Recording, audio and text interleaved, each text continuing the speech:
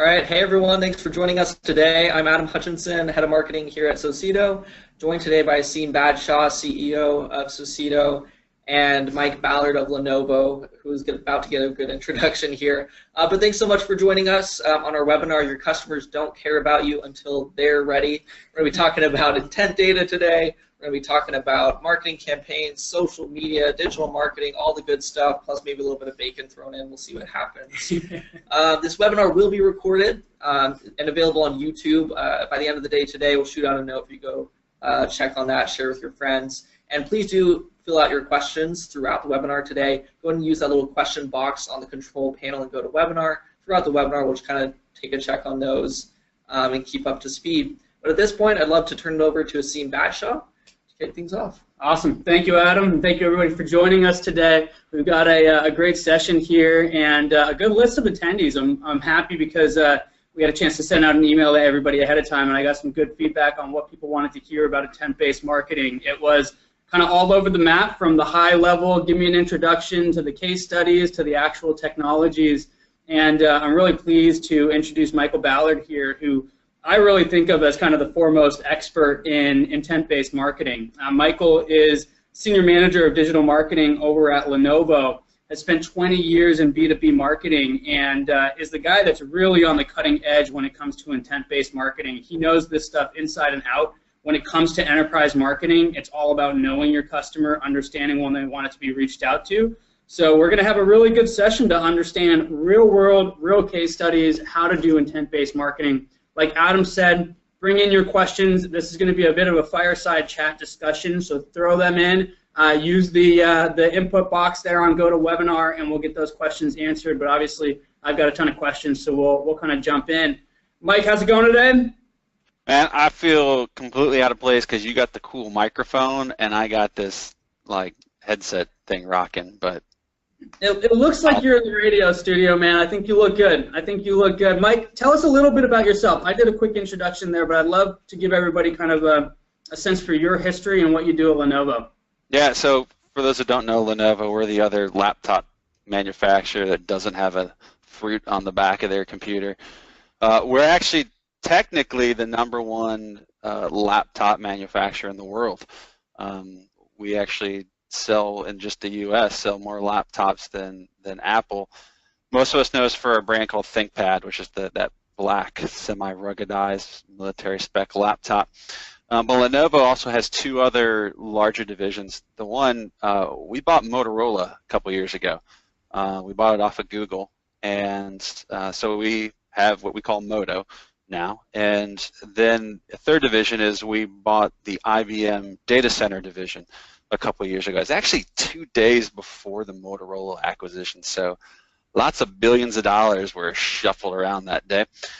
And so my responsibility is for North America B2B marketing, and we focus a lot on the data center group. That's awesome. That's awesome. So, I mean, you know, I think that's surprising to me. I think it's probably surprising to a lot of people that Lenovo is the biggest seller of laptops here in the U.S. That probably says something about the type of marketing that you guys are doing and going after people when they care about you. You know, I love the title of this webinar. It's one that Mike uses a lot. Your customers don't care about you until they're ready. And that's, I think, you know, kind of the blunt way to put it. But Mike, tell us a little bit. What do you mean by that? Why don't our customers care about us? And what does it mean by when they're ready? You know, when we get into the business world, especially if you're in a startup, even if you're not in a startup, we're all about our company. And we rightfully so want to push our product and think everyone needs our product. It's our natural instinct as marketers. Everyone needs what I have to sell. When actuality, not everyone needs to know that you sell it and they really don't need it. But we assume that whatever we put out in the world marketing-wise, whether it's a billboard, whether it's an online banner ad, whether it's a tweet, that everyone's just going to stop what they're doing and read this. And in actuality, that's the farthest thing from the truth. I recently got fed up with the number of emails I would receive or was receiving just in general. I couldn't do anything about the internal ones or the ones about business, but I could do something about the vendor ones I was getting. And for a week and a half, I did an exercise of unsubscribing from the companies I really didn't care about. And those were usually just oddball ones, right? I didn't care about accounting software. Whoever got my name on that one was the stupidest marketing acquisition ever. And I literally, no joke, in a week and a half, unsubscribed to over 200 different vendor email lists. And that wasn't even including the ones that didn't have an unsubscribe on there, right? They're just sending a direct email message.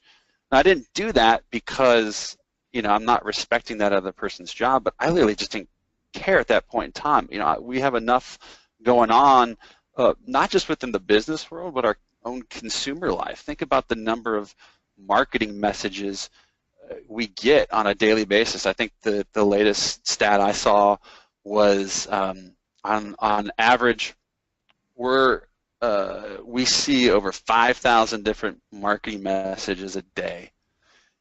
That's a lot, right? That's everything from you're walking down Times Square to, if I walk over to our sales building, even just then they're inundated with, you know, sell more services, sell more accessories, sell, right? So even internally, we're spouting marketing messages. It's so confusing out there. So what I'm saying is, no one really cares about your company until they are in market. And until that point, all of our awareness, everything we try to do doesn't matter until they're ready to buy. So how do we find that point when they're ready to buy, or they really just care about you? Interesting, because this is, I mean, this is something that I think we as marketers have gotten accustomed to, right? In digital marketing, it is, you can get a 1% click-through rate, 2% click-through rate, you're doing something right. But it also means that 98% of the people that you're sending your message to do not care. So how do you figure out who cares?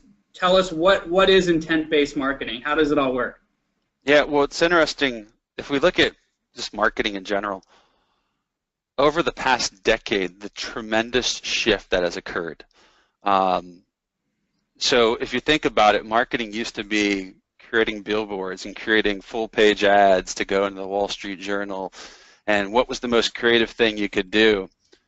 To today, you've probably seen the Scott Brinkard Martech, I guess it's the infographic. It's the collage of marketing technology logos. And when he first started doing that, I think it was back in 2011, he had about 150 logos on there.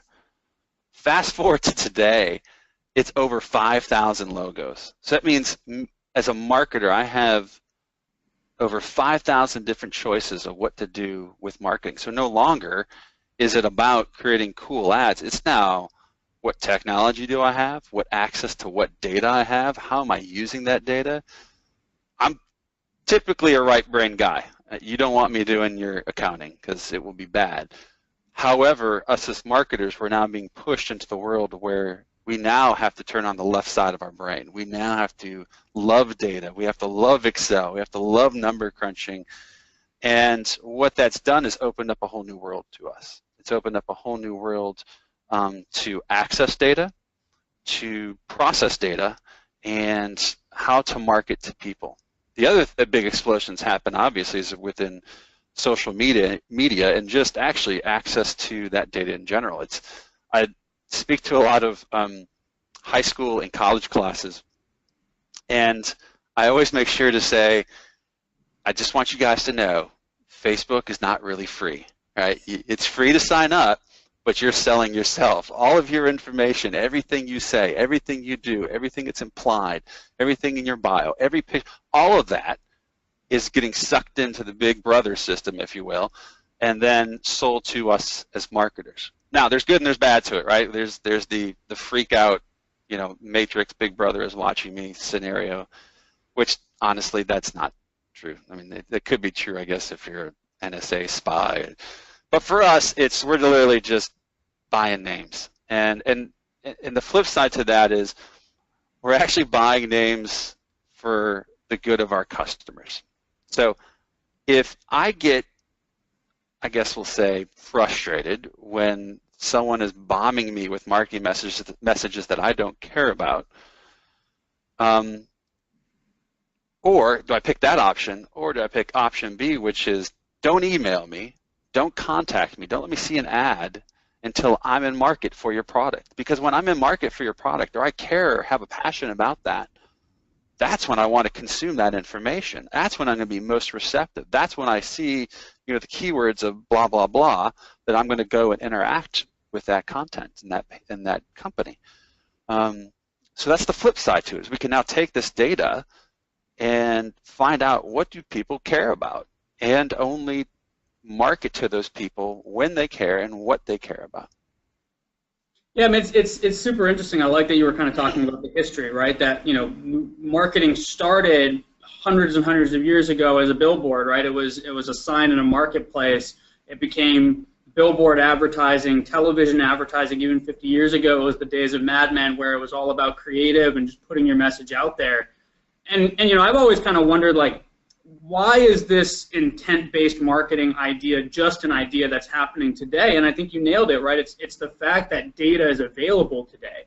Even just a few years ago, we still were doing digital marketing as a broadcast medium, right? I always kind of got frustrated because I looked at the social media clients that we had, and it was just blasting out, right? It was like, hey, let's build a following and blast out our message. And again, a 1% click-through rate is okay. I know people do that with email marketing, with display marketing. Even in all of these digital channels, we still are kind of doing broadcast interruptive marketing. Now we actually have the ability to go get that data, to go say who actually has intent or who's interested in a topic. So Mike, tell us a little bit about how you do that. Maybe take us through an example campaign. How do you actually figure out who has intent around a certain topic or category? We do it in a couple different ways. So first, in shameless plug for you guys at Socedo, we actually look at what the Twitterverse is saying. I mean, Twitter is, talk about a plethora of information. Keywords, conversation words, bio, everything is just, it's open. and we can pluck it out as we need to. So first we'll actually look at, is there a market need for it? And if there is, what's the market size? Because you'd have to imagine, at a large company like ours, we sell all sorts of products in different product ranges. And the people who manage those products, I don't blame them for it. They think their product is the greatest thing in the world, right? And they need to go and push it out into the market. So they're coming knocking on my door. Hey, everyone needs this widget. Go and push it out. It's the greatest thing ever. If I answered yes to every time someone would come to me with that, I'd have 80 different simultaneous campaigns going on to the same person. That's just not right. So what we do is first say, okay, let's go and size the market. And we do that through the traditional market sizing. We'll look at firmographic. We'll maybe if third-party analysis is out there for industry information, we'll do that. But then we go into the good stuff, right? So we go into, like, for instance, Socedo, and we start to build topical keywords around this product or this solution. And as we do that, what it does in the case of Socedo is it looks out into the big Twitterverse and finds, well, how many people line up or care about these messages. They follow the type of handles that care about this content. Do they, tweet these keywords out on a regular basis? And so from that, we have a good market size of the potential reach of our market. From that, we know, our benchmarks. Okay, if I start at the top of the funnel, what's my reach? Okay, what's my benchmark for click-through rates, and so on and so on. You work yourself all the way down the funnel to close one revenue. So we do that on the Twitterverse through Socedo, and then we use a data provider, intent provider called Bombora. Bombora takes other data sources, so they take publisher data, search data, so on and so on, and creates baseline algorithms on, I think it's like 3,000 different topics across multiple companies. And they're looking at an account as a whole. And so what we can say is, hey, show me how many people are surging, is what we call it, so it's above the baseline on this topic. When we do that, we can see what are the number, or how many companies are surging on that. Then we can go take those companies and look up, okay, what's our market within those companies, because we market to IT directors or the people within the IT industry. So if I pull up company ABC, I can easily go and see, okay, how many IT folks at ABC do I have? There's my market size, and then you do the math, right? We do it down by tactics, so we look at email, banner ads, social, etc. All from that, I can semi-forecast and say, okay, Bob, you've come to me and you want to market this product, but my market size is only going to show, I'm making up, a 2x ROI. It's an ROI, but typically we're up in the 20x, 30x type realm. This really isn't worth our time. And then I can mitigate that as I need to. Or we can say, dang, market potential off the hook, drop some cash in there, and off goes the campaign.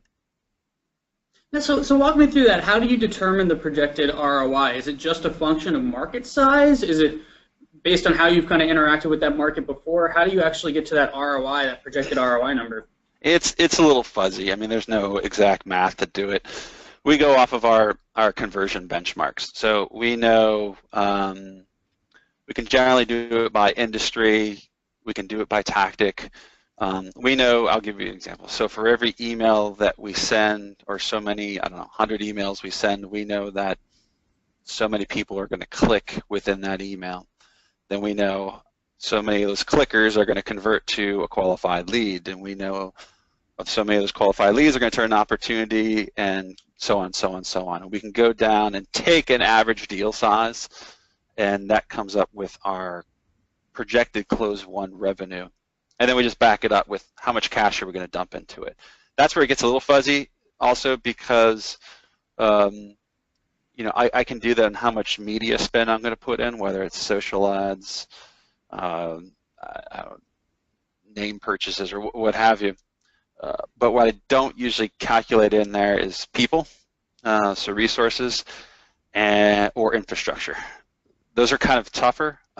I can do it, but usually that's why I like to get up on that realm of 20x type ROI. Got it. So this is interesting, and I'm going to take some questions from the audience here. Please, put them in as they come up. But I've got one from Sarah, who's asking kind of about the results. What's the difference? So when you're doing kind of intent-based targeting versus maybe what you did before, how do the results differ? Is it in the conversion rates? What are you looking for to see that intent-based marketing is working better? We actually ran a pretty extensive pilot not too long ago, and there's a number of intent-type providers out there. I picked 3 and went head-to-head. Now, I didn't mean to go head-to-head with them. I started the pilot telling all 3 of them, it could be one of you, it could be all 3 of you. It just depends on what the mix is. And we literally just split up our accounts 3 ways, gave them 2 campaigns, and said, go for it. You got 3 months. And we did it through email and display. And we actually found really crazy engagement results that came back above our norm. So, for instance, on our display advertising, we had an increased click-through rate of 22%, 22% increase on our click-through rate. We were also able to decrease our CPM costs as well through that. On the email side, we actually had almost a 4x increase in our click-through rate against our benchmark. So when we didn't use intent data versus using intent data.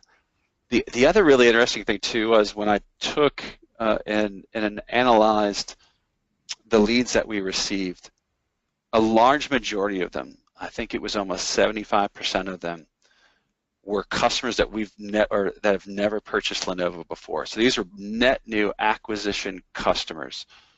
That's gold right there.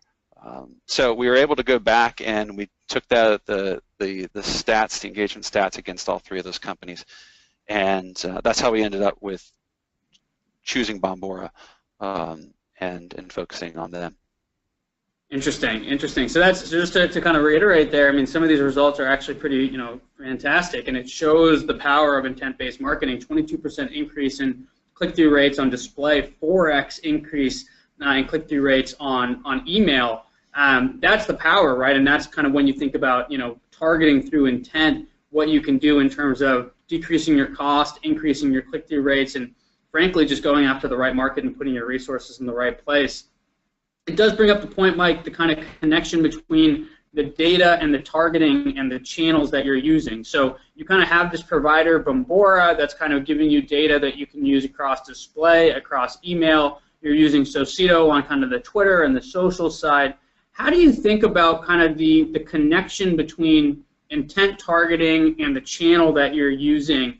Is it intent can be used across all channels? Is it you want to kind of correlate the intent provider with the channel? Walk us through kind of intent targeting versus channel. Yeah, so part of that pilot was also was to see how the different providers performed in the different channels. My assumption going into it was they're all going to be different across the board. I was wrong. So we found that it didn't matter. Statistically, it didn't matter which provider you used on the different channels. They all performed the best, or they all performed the same. So there wasn't a variation there. So I haven't found yet in what we do to be any determinations by what tactic we use. I think though a lot of it, if you're out there searching for intent data, a lot of it comes down to the vendor operationally connecting in. You know, for instance, real life story. So we use Adobe Audience Manager as our DMP for display ads. Of the 3 vendors, only one of them had a direct integration with Audience Manager. The other ones were working on it, or it was in their infancy stages, and we had to do some manual passes. That's actually a big deal. You know, if I can, part of this project too is to eliminate manual processes. I wanted to automate everything, at least as much as I could. And so we looked more at the operational integrations by tactic than the results, only because the results were clear on a single provider. Interesting. So that's a good point for kind of the audience, right? Is you've got to connect that intent data back to the channel, to where the engagement is going to actually happen. Tell us a little bit about how that works on Twitter. I know you guys are using Socedo to kind of promote content and get form fills. How does the targeting in Socedo work with the actual engagement strategy that you guys are pushing through? Yeah, so we're actually using Socedo basically as, it's a different form of communication. It's funny, I kind of got into I guess we'll call it a marketing philosophy discussion with a friend of mine, and his argument, and he convinced me at the end of it, his argument is email is now the new display ad. So, subliminally in the background, we kind of tune out the banner ads, right? We've seen them for, gosh, I don't know, 15, 20 years now. We now get so many emails coming through that they're just like banner ads. We are now attuned to see someone that we don't recognize, and maybe we're really good at catching the first 3 words that just sound like sales pitches and hit the delete button. Social, in particular Twitter, is a completely new, kind of almost untapped tactic. At least for us it is. It's one where you have a lot more attention for people. It's a lot more interactive, with the ability to track follow backs and likes and retweets and so on and so on. It allows us to get a lot deeper engagement metrics than we could with click-through rates through display ads, or even like open rates with emails. But it brings a totally different audience. So I don't have everyone's email address in the world on my house database. It's pretty simple that way. In fact, in some cases, I don't even have their cookie information through my DMP. So to go through Twitter, for instance, brings in a whole new group of people that I may not be able to touch through typical cookie-based advertising or email. So it opens it up for us. So we use it for a whole new audience. I mentioned we used it for the market sizing, so we get an idea of who we can target. And then we just, so our main purpose is to engage with someone through direct messaging. However, kind of a, I guess, unforeseen benefit of the whole thing is our Twitter handle gets additional followers. It's not really a metric of mine. I mean, I could have a gazillion followers, and if I didn't sell a penny, then I wouldn't have a job. So it's all about how much is it bringing in. But it's actually kind of a nice side benefit to, in addition to engaging with these people, I'm also getting additional followers on the handle. So theoretically, I guess that spreads out my message. But yeah, so that's our main purpose in it. And so far, it's been great. You know, we've been able to grab a lot of good information, track the social universe like we've never been able to before. We're still trying, in all honesty, we're still trying to figure out how best to connect the other tactics into this one. You know, for instance, you know, when we identify someone that came in as a social lead, how do we now take them and move them into the email world? It's kind of different. In some cases, it can lead you down bad paths. Aseem and I know this when we first started, and I was so excited. He gave me like a list of leads that had just followed back and all this good information in there and email addresses. So we took the email addresses and we emailed him. Well, problem was, I think there was a couple of spam traps in there, and that's when we said, okay, well, we gotta think about this slightly different. So that information is good, but I'm just not going to take it and then give them the fire hose of Lenovo.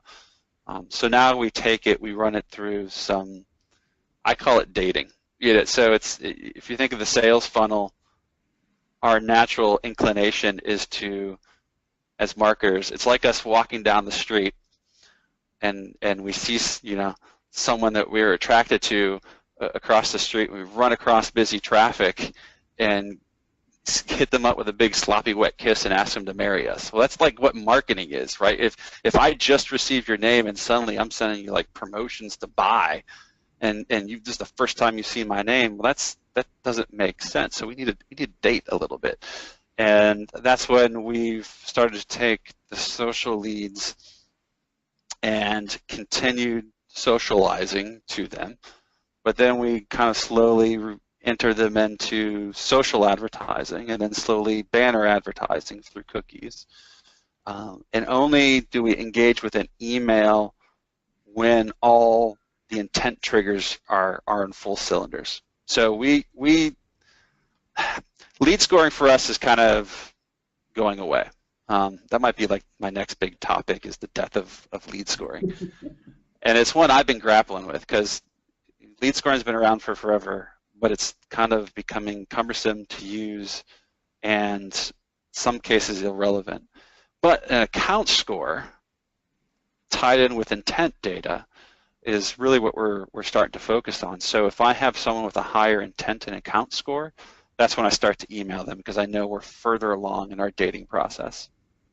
Makes total sense. Now, there's some really good examples there. I mean, you know, it's a dynamic environment, and as you start to look at intent-based targeting, you really can open up new channels that maybe as a B2B marketer you never were really thinking about before, something like Twitter. But then at the same time, you've got, you know, kind of things to deal with. How does that transition to your other channels? How do you make use of that data?